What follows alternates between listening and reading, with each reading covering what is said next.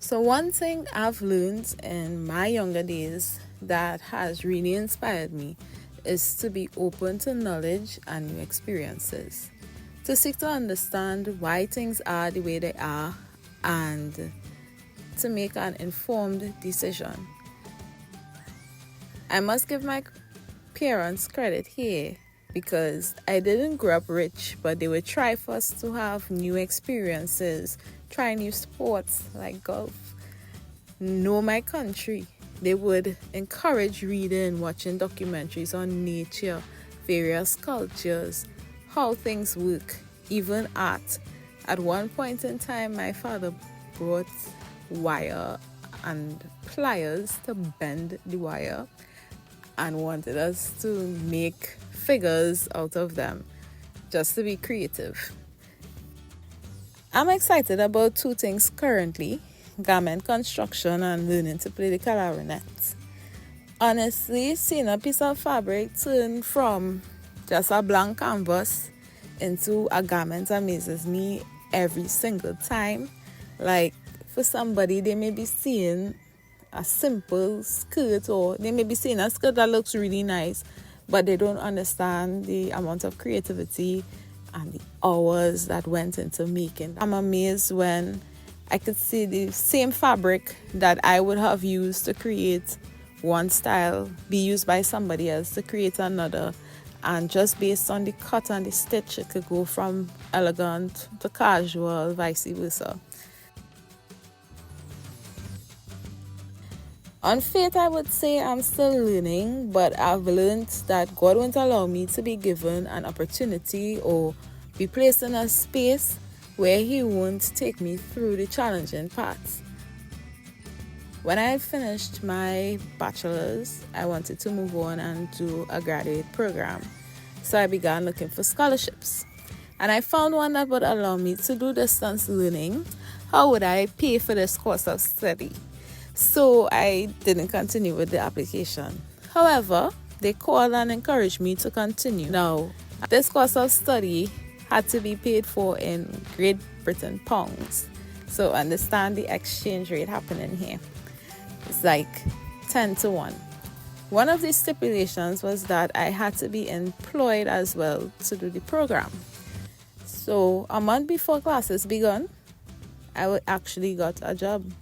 The only time I really felt like I couldn't complete the program was when it was time to do the dissertation. The research method that I had to use was not one that I was familiar with, and it definitely was not the one that I had written up in my research proposal. And I was feeling like I would fail. 2 years going down the drain, and I don't know what to do, and I feeling to drop out. And then I remembered, God brought me to this program. I just saw it through an Instagram ad, and I didn't want to sign up, and I was encouraged to, and I got the scholarship. So why would He allow me to flunk out of the program now? And from then on, I pushed through. I reached out to people for assistance, all of these things, and I passed. I mean, it wasn't the best grade I had ever gotten, but I was able to graduate with merit, which is very similar to graduating with honors. One piece of advice I would give to other young people about balancing school, faith, personal interest is to be intentional about being balanced. I've been at a place where I've had too much on my plate. I have personal life going on, school going on, work going on, and then a million and one things church-wise. So it's really just like food. We can't have too much of one thing, even though it may be good. Too much of a good thing is also bad.